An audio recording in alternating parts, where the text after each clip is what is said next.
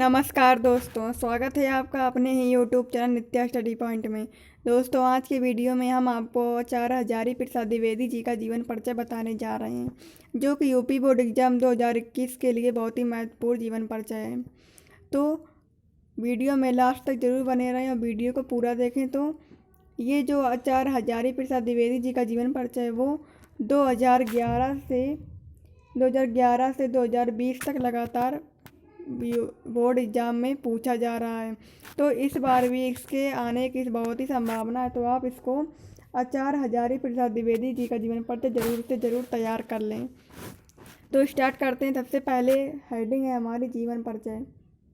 हिंदी के श्रेष्ठ निबंधकार आचार्य हजारी प्रसाद द्विवेदी जी का जन्म सन 1907 ईस्वी में बलिया जिले के दुबे का छपरा नामक ग्राम में हुआ था।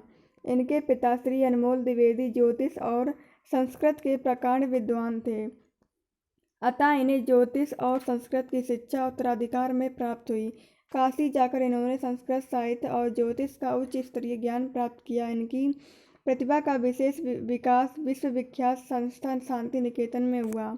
वहाँ ये 11 वर्ष तक हिंदी भवन के निदेशक के रूप में कार्य करते रहे। वहीं इनके विस्तृत अध्ययन और लेखन का कार्य प्रारंभ हुआ। सन 1949 ईस्वी में लखनऊ विश्वविद्यालय ने इन्हें डीलिट की उपाधि से तथा सन 1957 ईस्वी में भारत सरकार ने पद्म भूषण की उपाधि से विभूषित किया।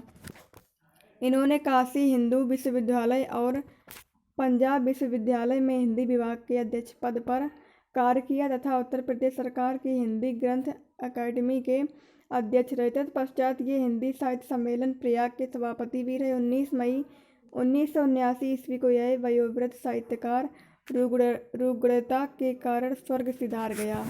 फिर इसके बाद इनकी हैं साहित्यिक सेवाएं। साहित्यिक सेवाएं में क्या दिया? साहित्यिक सेवाएं इनकी हैं हजारी प्रसाद द्विवेदी साहित्य के प्रख्यात निबंधकार, इतिहास लेखक, अन्वेषक, आलोचक, संपादक तथा उपन्यासकार के अतिरिक्त कुशल वक्ता और सफल अध्यापक भी थे। वे मौलिक चिंतक, भारतीय संस्कृति और इतिहास के मर्मज्ञ, बंगला तथा संस्कृत के प्रकांड विद्वान थे। इनकी रचनाओं में नवीनता और प्राचीनता का अपूर्व समन्वय था। इनके साहित्य पर संस्कृत भाषा, आचार्य रामचंद्र शुक्ल और रविन्द्रनाथ ठाकुर का स्पष्ट प्रभाव है। इन्होंने विश्व भारती और अभिनय भारतीय ग्रंथमाला का संपादन किया। इन्होंने अपभ्रंश और लुप्तप्राय जैन साहित्य को प्रकाश में लाकर अपनी गहन शोध दृष्टि का परिचय दिया। निबंधकार के रूप में विचारात्मक निबंध लिखकर भारतीय संस्कृति और साहित्य की रक्षा की। इन्होंने नित्य प्रति के जीवन की गतिविधियों और अनुभूतियों का मार्मिकता के साथ चित्रण किया है। ये हिंदी ललित निबंध लेखकों में अग्रगण्य है। द्विवेदी जी की साहित्य सेवा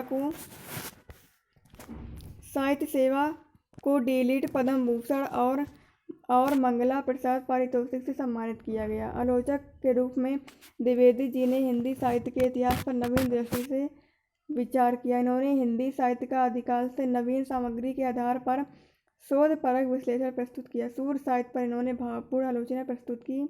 इनके समीक्षात्मक निबंध विभिन्न संग्रहों में संग्रहित हैं। उपन्यासकार के रूप में द्विवेदी जी ने 4 उपन्यासों की रचना की। इनके उपन्यास सांस्कृतिक पृष्ठभूमि पर आधारित हैं। इनमें इतिहास और कल्पना के समन्वय द्वारा नई शैली और उनकी मौलिक प्रतिभा का परिचय मिलता है। फिर इनकी रचनाएं हैं पहले निबंध संग्रह में है। इनकी निबंध संग्रह हैं अशोक के फूल, कुटज, विचार प्रवाह, विचार और वितर्क, आलोक पर्व, कल्पलता। इन संग्रहों में द्विवेदी जी के विचारात्मक, भावात्मक और ललित निबंध संग्रहित हैं।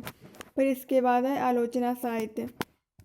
आलोचना साहित्य में सूरदास, कालिदास की लालित योजना, कबीर साहित्य का मर्म।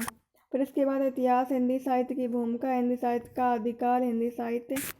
फिर इसके बाद है उपन्यास। आचार्य हजारी प्रसाद जी के उपन्यास, इनकी बाणभट्ट की आत्मकथा, चारुचंद्र लेख, पुनर्नवा और आनंददास का पोथा।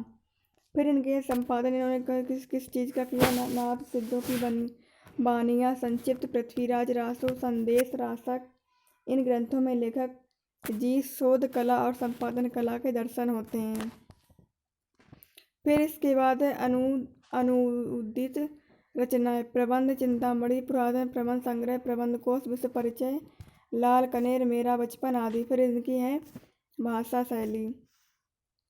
द्विवेदी जी की भाषा शुद्ध, परमार्जित, प्रौढ़ एवं संयत खड़ी बोली है। इनकी भाषा में संस्कृत के तत्सम शब्दों के साथ उर्दू, फारसी तथा अंग्रेजी के प्रचलित शब्दों का प्रयोग है। इन्होंने अपने निबंधों में संस्कृत के उद्धरणों को उद्धृत किया है, कहावतों और मुहावरों का प्रयोग भी किया है। विषय की भिन्नता के कारण इनकी भाषा के विविध रूप हो जाते हैं। इन्होंने अपनी भाषा में संस्कृत के प्रचलित और अप्रचलित दोनों प्रकार के शब्दों को अपनाया। इन्होंने अन्य भाषाओं के शब्दों का प्रयोग हिंदी की प्रकृति के अनुकूल किया तथा संस्कृत के शब्दों का तत्सम रूप में ही प्रयोग किया है। इनके वाक्य सुगठित और शब्द चयन विषय वस्तु के अनुरूप है। गूढ़ विषयों के प्रतिपादन में भाषा जटिल और गंभीर हो गई है।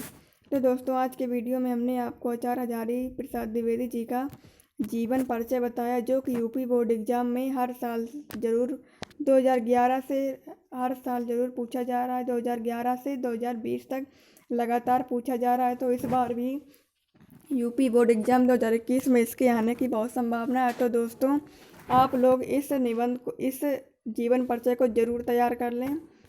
अगर आपको हमारा आज का वीडियो पसंद आया तो वीडियो को लाइक कर दीजिए, चैनल को सब्सक्राइब कर लें और साथ ही बेल आइकन भी प्रेस कर लें, जिससे हम कोई भी इंपॉर्टेंट वीडियो डालें तो उसकी नोटिफिकेशन सबसे पहले आपके पास पहुंचे।